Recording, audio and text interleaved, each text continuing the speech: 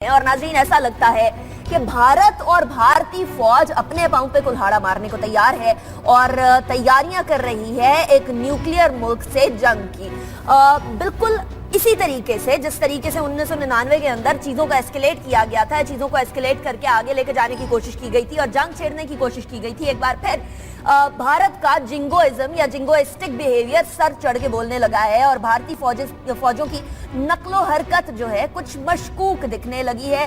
L O سی کے آس پاس different آرممنٹس ایمونیشنز کی تنصیبات اور ساتھ ہی وہاں موجود بھارتی فوجوں کی اندر اضافہ اس بات کا غماز ہے کہ بھارت کا آج بھی جنگوسٹک بیہیویئر کسی بھی طریقے سے کم نہیں ہونے کا نام آیا. اڑی حملے کو اس کا بہانہ بنایا گیا. اس حوالے سے شو کا آغاز کریں گے. ہمارے ساتھ موجود ہیں ڈی ایس این جی پہ لاہور سے افتخار احمد صاحب, سینئر تجزیہ کار ہیں. بہت شکریہ افتخار صاحب, آپ نے ہمیں جوائن کیا. مجیب الرحمان شامی صاحب سینئر تجزیہ کار ہمارے ساتھ موجود ہیں فون لائن پر. بہت شکریہ شامی صاحب, آپ نے بھی ہمیں جوائن کیا. تھوڑی دیر میں رسول بخش رئیس صاحب, ڈاکٹر رسول بخش رئیس صاحب سینئر تجزیہ کار بھی ہمیں جوائن کریں گے. بہت شکریہ ڈاکٹر صاحب, آپ نے بھی ہمیں جوائن کیا. آپ تینوں سے آغاز کروں گی. افتخار صاحب آپ کی طرف آؤں گی. یہ انڈیا کی جانب سے اڑی اٹیک کی بات کرنا, اس کے بعد پھر وہی مسئلہ بن جانا کہ ان کی ہی وزارت دفاع کی جانب سے کہا جانا کہ جی ہماری پرمیشن کے بغیر یا ہماری اپروول کے بغیر کوئی خبر نہیں چلے گی, چاہے وہ ملٹری اسپوکس پرسن کی جانب سے ہی کہی گئی ہو. کیا اس بات کی غماز نہیں کہ بھارتی میڈیا ایک بار پھر پاکستان کے اوپر الزام لگا رہا ہے, بھارتی ملٹری پھر الزام لگا رہی ہے, صرف اور صرف جنگ کی طرف یا کشیدگی کی طرف چیزوں کو لے کر جانے کی کوشش کر رہے ہیں؟ سب سے پہلے یہ بات جو ہے ہمارے ملک کے جو وہ دوست ہیں جو ہندوستان کے ساتھ محبت کی بات کرتے ہیں, یہ ان دانشوروں کو سمجھنی چاہیے کہ وہاں پہ ہو کیا رہا ہے اور ان کے کوئی چینل کو آن کر لیں. پہلے دن اگر رد عمل دیکھیں تو اس حد تک چلا گیا کہ ان کے ایک سابق چیف آف آرمی اسٹاف نے کہا کہ ہمیں نیوک کا بھی استعمال کرنا پڑے تو کر دیں. پھر اس چیف آف آرمی اسٹاف نے اس بات کا چھاتی پر ہاتھ مار کے کہا کہ ہاں ہم نے مکتی بانی بنائی تھی اور ہاں ہم نے اس پاکستان کو توڑا ہے. اور پھر اس نے مشورہ دیا کہ ہم کو ہندو فدائین بنا لینے چاہیے. یہ تھا سابق چیف آف آرمی اسٹاف کا پہلے دن رد عمل. اور اس محفل میں بیٹھے جو وزارت خارجہ کے سابق عہدیداران تھے وہ بھی یہ کہہ رہے تھے کہ بس اب کوئی بات نہیں ہے, یہ جو ہارڈ بال گیم ہونی چاہیے, ہارڈ بال گیم. اور کچھ نے کہا جی کہ جناب یہ زبان گنز کی زبان کے علاوہ کچھ نہیں سمجھیں گے. یہ ان کا پہلے دن تھا. پھر ان کا ایک دو اور ٹیلی ویژن ہے وہ تو اینکر ایسے لگ رہے ہیں کہ اللہ جانے ان کو ہوا کیا ہے. تو یہ پہلے تو ہمارے ان ساتھیوں کے لیے آنکھیں کھولنے کے لیے کافی ہے جو پاکستان میں بیٹھ کے یہ کہتے ہیں کہ نہیں پاکستان کا جو میڈیا ہے یہ تھوڑا سا اینٹی انڈیا رول زیادہ پلے کرتا ہے. یہ ان کو سوچنا پڑے گا کہ کون کیا کر رہا ہے, اس کا بھی فیصلہ ہو. باقی رہا اڑی والا واقعہ, اڑی والے واقعے پر جو نقطہ اٹھایا ہے پرائم منسٹر پاکستان نے یونائیٹڈ نیشن میں, بڑا اہم ہے کہ ایک واقعہ ہوا, اس واقعے کے فوراً بعد آپ فیصلہ کر دیتے ہیں کہ یہ چیزیں برآمد ہوئی. اور پھر جس طرح آپ نے بھی بتایا ہے کہ کل سے انہوں نے سینسر لگا دیا ہے کہ اس اڑی کے حوالے سے یا اس واقعات کے حوالے سے کوئی خبر سینسر کے بغیر نہیں جاری کی جائے گی, کیونکہ انہوں نے کہا جو اسلحہ برآمد ہوا ہے اس پر ٹھپا لگا ہوا پاکستانی نے. کیا بات ہے کہ ایک آدمی یہاں سے حملہ کرنا جائے وہ ساتھ ٹھپے والی گن بھی لے جائے, اور پھر کہا جی جو ان کے ساتھ جوس ووس کے پیکٹ برآمد ہوئے ہیں وہ میڈ ان پاکستان تھے. یار اگر پاکستان سے جانا تھا تو پاکستان میں تو دنیا بھر کے جوسز ملتے ہیں. ہمارے شاپنگ مال میں تو کون سا ملک ہے جس کا جوس موجود نہیں ہے. ضروری ہے کہ آپ نے پاکستان کے جوس ڈبے میں ڈال کے لے جانے تھے. اتنے غریب تھے حملہ آور بیچارے کہ ان کے پاس پیسہ نہیں تھا کہ وہ اچھی کوالٹی کا جوس ہی خرید کے وہاں پہ لے جاتے. یہ سٹوپڈ باتیں ہیں. اصل میں معاملہ کیا ہے؟ معاملہ ہے کہ کشمیر میں چلنے والی مسلسل جو نئی انتفاضہ جس کو بول رہے ہیں ہم لوگ, جو نئی اپسرج ہے, جو تھرڈ جنریشن کی رائزنگ ہے, جو وانی کی موت اور شہادت کے بعد ایمرج کی ہے. اگر آپ اس کے فوٹیج دیکھ لیں, نہتے لوگ ہیں, ہر عمر کے لوگ ہیں, بچے ہیں, عورتیں ہیں, نوجوان ہیں. ان کے ساتھ جو سلوک ہو رہا ہے, ان کے اوپر جو ٹیئر گیس استعمال کی جا رہی ہے, جو چھرے استعمال کیے جا رہے ہیں, جو لاٹھی چارج کیا جا رہا ہے, وہ انتہائی بہیمانہ ہے. میں حیران ہوں کہ دنیا کو وہ نظر کیوں نہیں آتا کہ وہاں پہ ہو کیا رہا ہے. اور آج سے نہیں ہو رہا, ابھی 20 سال پرانی بات ہے. یہ وجہ ہے اڑی کو کر کے تاکہ اس سارے معاملے کو کور اپ کریں، کیونکہ ان کو پتا تھا کہ یونائٹڈ نیشن کا اجلاس ہونے والا ہے اور صاف ظاہر ہے کہ پرائم منسٹر پاکستان وہاں پہ کشمیر کی بات کریں اور ہر بار کوئی نہ کوئی مسئلہ شروع ہو جاتا ہے۔ افتخار صاحب میں شامی صاحب کی طرف بھی جانا چاہوں گی، میں آپ کی طرف واپس آتی ہوں۔ نہیں ایک سیکنڈ مجھے ایک بات اور کرنے دیں، جو معاملہ اور بگڑ رہا ہے۔ کل رات انہوں نے 3 نئی باتیں کی ہیں، ساک کانفرنس کا بائیکاٹ کیا جائے یا ساک سے علیحدگی کی اختیار کی جائے۔ دوسری انہوں نے جو ہماری انڈس بیسن ٹریٹی ہے اس کی بھی دھمکی دے دی ہے۔ اب مطلب دیکھ رہے ہیں انڈس بیسن ٹریٹی کی دھمکی دینے کا کیا مطلب ہے؟ جو سرجیکل سٹرائک کی بات کر رہے ہیں یہ بھی ایک سرجیکل سٹرائک ہو سکتی ہے کہ اگر انڈس بیسن ٹریٹی کو وائلیٹ کریں، جبکہ ہمارا اگلا مہینہ گندم کی بجائی کا ہے۔ اگر اگلا مہینے گندم کی بجائی میں کچھ ڈیلے ہوتا ہے پانی کا تو ہمارے لیے ایک ایسا بحران غذائی پیدا ہو سکتا ہے جس کا اینکر لوگوں کو بھی اندازہ نہیں ہوگا۔ جب وہ ہو جائے گا خدا نہ خاصا تو پھر ریلائز کریں گے۔ یہ بھی ایک طریقہ ہے سرجیکل سٹرائک کا۔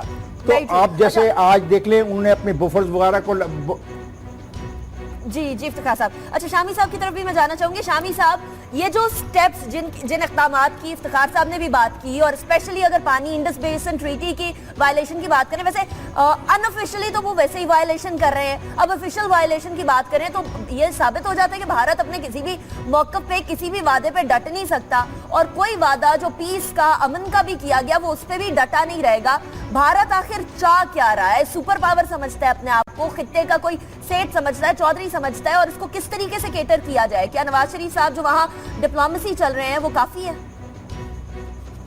دیکھیے، جو افتخار صاحب نے تفصیل بیان کی ہے ظاہر ہے اس میں تو کوئی اضافہ نہیں کیا جا سکتا، انہوں نے بالکل پوری تصویر قائم کی ہے۔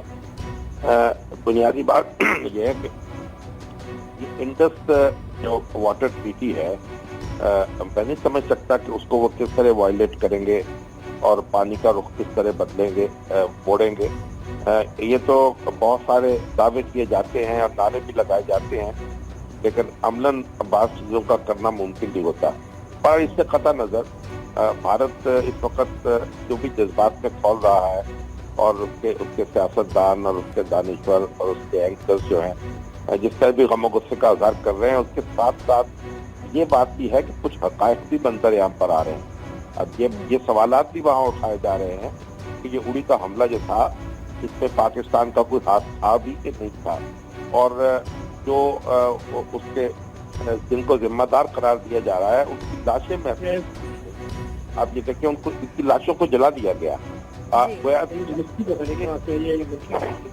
اس لیے یہ بہت سے ایک وقتی طور پر ایک جذبات بات اور ہے، لیکن بھارت کو یہ بات سمجھنی چاہیے کہ بنیادی مسئلہ اس وقت کشمیر کا ہے۔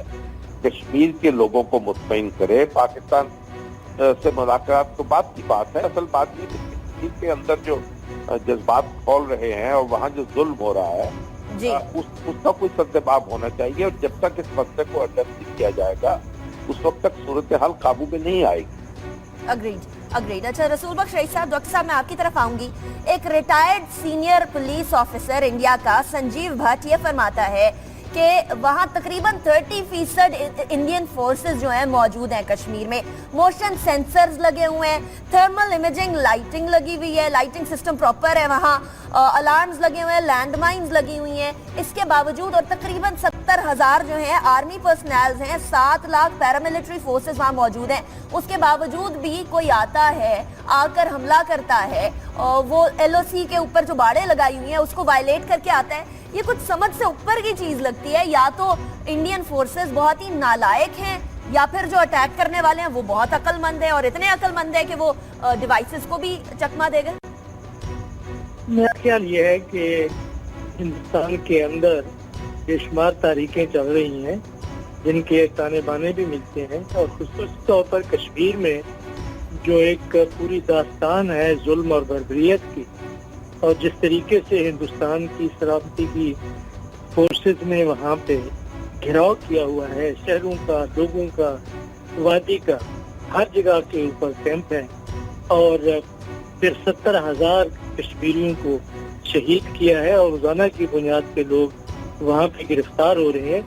تو اس قسم کے ماحول میں کوئی بھی کچھ کر سکتا ہے، اور بجائے اس کے کہ ہندوستان اپنے اندر چھان بین کرے उन गिरोहों की तरफ देखे जिन पर कि ये जुल्म तशद्दुद कई दहाइयों से जारी रखे हुए है, पाकिस्तान की तरफ देखता है, क्योंकि पाकिस्तान को उसने सारी दुनिया में बदनाम करने के लिए एक बहाना बनाया हुआ है जब कश्मीर में कोई सिचुएशन पैदा होती है।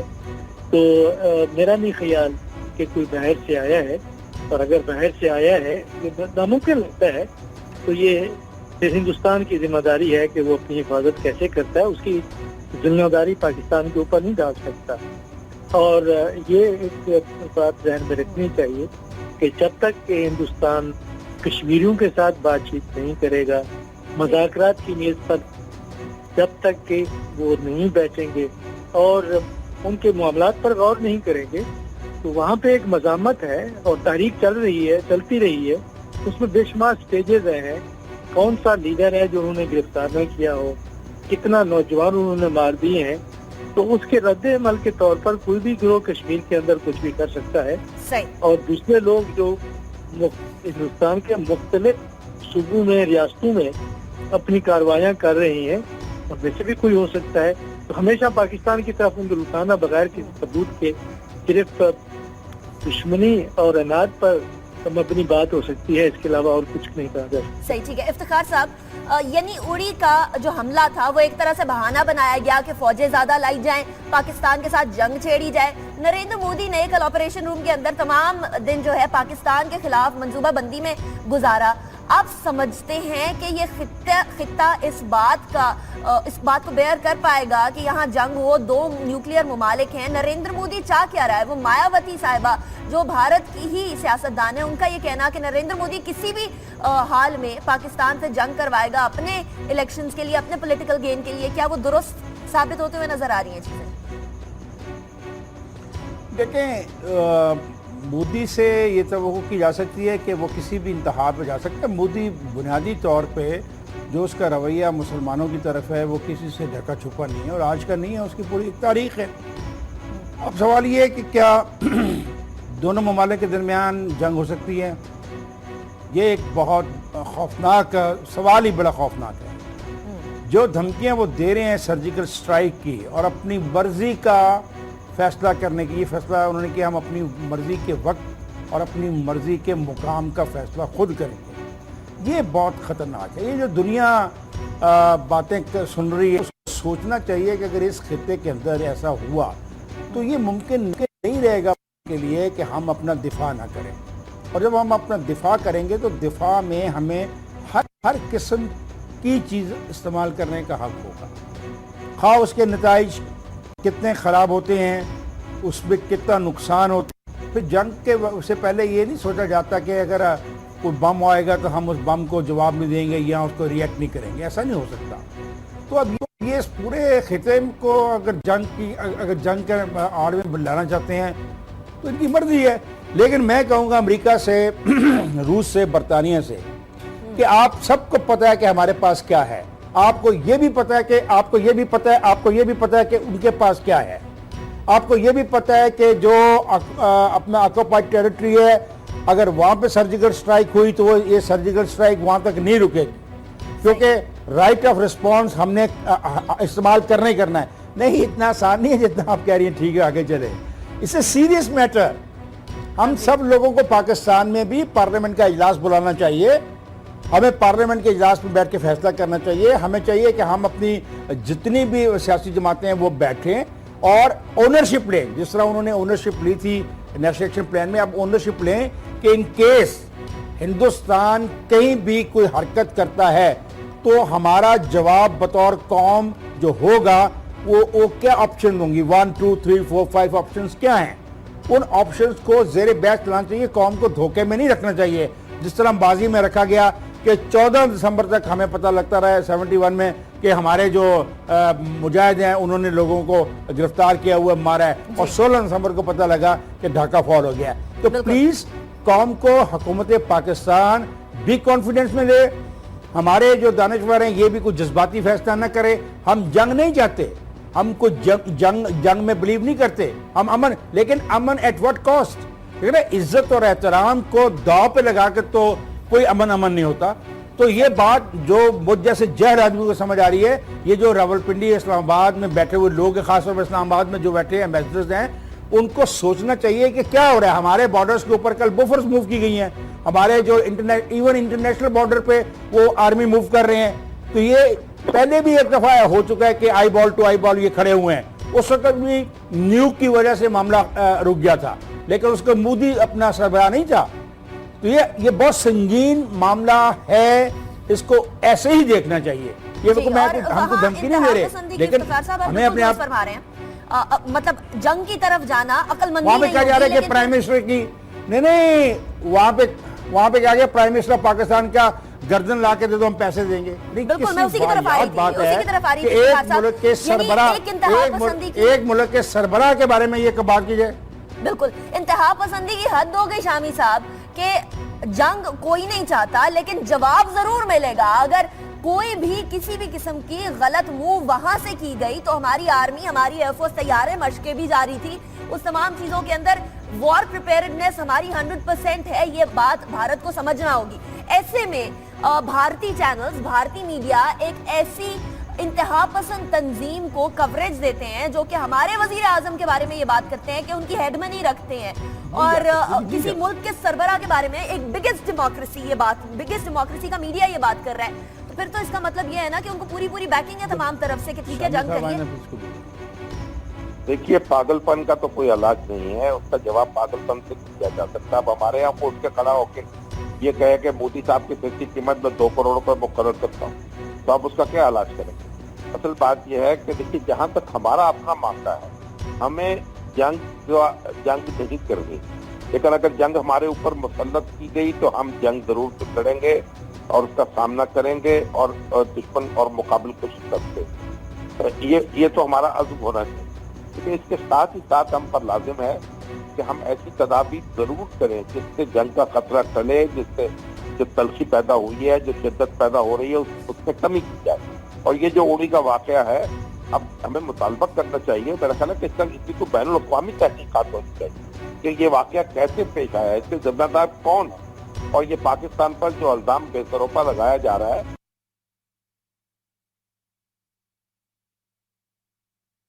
اس کا مطلب کیا ہے. تو ہمیں ایسی ایک پیس انیشیٹو جو ہے لینا ہوگا اور اس سے ہمیں امن کے لیے جدوجہد کرنی ہوگی. جنگ جو ہے اس کے خطرے کو ٹالنا ہوگا. جنگ کسی مسئلے کا حل نہیں ہے اور جنگ سے جو تباہی ہوگی وہ ہم سب جانتے ہیں، انڈیا بھی جانتا ہے اور پاکستان بھی جانتا ہے اور دنیا بھی جانتا ہے. انڈیا اس کی طرف جانے کی کوشش کر رہا ہے. شامی صاحب عجیب بات یہ ہے ڈاکٹر رسول بخش رئیس صاحب، ہم نے آلریڈی یہ بات کر دی، ہمارے وزیر اعظم نے جا کے UN میں بات کی ہے کہ ٹھیک ہے مذاکرات کرے وداؤٹ اینی کنڈیشنز مذاکرات کرے بھارت. ہم تو بار بار دوستی کا ہاتھ بڑھاتے ہیں لیکن وہ ہاتھ جھٹک دیا جاتا ہے بھارت کی طرف سے. جنگ کی باتیں کی جاتی ہیں، موومنٹ آف فورسز کی باتیں کی جاتی ہیں. ایسے میں پیس انیشیٹو کے لیے کیا کیا جائے کہ اس خطے کے امن کو کی بربادی نہ ہو اور بھارت کو تھوڑی سی عقل آ جائے؟ میرے خیال میں پہلا کام ہمیں اپنے ملک کے اندر کرنے کا ہے وہ یہ ہے کہ ہم جس طرح راج صاحب کہہ رہے تھے میں ان کی تائید کرتا ہوں کہ پارلیمان کا اجلاس موجودہ صورتحال جس طرح بن رہی ہے اور جو خدشات ہیں ہمارے اور جو کچھ ہندوستان کہہ رہا ہے تو اس کے بارے میں ایک اجلاس بلایا جائے اور ایک کنسنسس ہونا چاہیے پارلیمان کے اندر تمام سیاسی جماعتوں کے درمیان. اور اس کے ساتھ ساتھ ایک بریفنگ بھی ہونی چاہیے آرمی کی طرف سے، سیکورٹی فورسز کی طرف سے کہ جو ہندوستان سے جو خدشات ہیں وہ کیا ہیں، کہاں پہ وہ حملہ کر سکتے ہیں اور ہماری تیاریاں کیا ہیں. فوج سے بھی سنا جائے کہ ہمیں کس قسم کا رسپانس دینا چاہیے اور اسی طریقے سے جو ہمارے سفارتکار ہیں ان سے بھی سنا جائے کہ ہماری اسٹریٹجی کیا ہونی چاہیے. پہلے تو معاملہ ہمیں اندر سے حل کرنا چاہیے کہ یہ نہ ہو کہ حزب اختلاف کی سیاسی جماعتیں کچھ کر رہی ہوں، حکومت کچھ کر رہی ہو، فوج کچھ کر رہی ہو. سب کو اکٹھا ایک پیج کے اوپر ہونا چاہیے اور جب تک کہ وہ سالیڈریٹی جیسی نہیں ہوگی قومی سطح پر ہم ایک مؤثر طریقے سے ہندوستان کو جواب نہیں دے سکیں. انہوں نے اپنی قوم کو دھمکا کے، ڈرا کے، خوف زدہ کر کے جو بھی ہیلے بہانے ہوتے ہیں جذبات سے، ان کا میڈیا اور بی جے پی کے جو ذرے ہیں وہ سارے اکٹھے ہیں اور ان کا دانشور ہماری طرح کھلے دماغ کا نہیں ہے. वहाँ पे जरूर है, लेकिन जो वहाँ पे डोमिनेट करते हैं मीडिया को, वो पाकिस्तान से नफरत करते हैं। तो वो जो इंतहा पसंद है, वो इस वक्त वहाँ पे हिंदुस्तान में जो जज्बात चल रहे हैं पाकिस्तान के खिलाफ, उन पर वो गालिब आ गए हैं। तो हमें अपने अंदर इत्तेफाक करने की जरूरत है। दूसरी बात ये है कि हमें जरा अपना जो अंदाज है वो जरा धीमा रखना चाहिए, कि जरूरी नहीं कि अगर हिंदुस्तान की तरफ से जंग की बात होती है तो हम भी जंग की बात करें।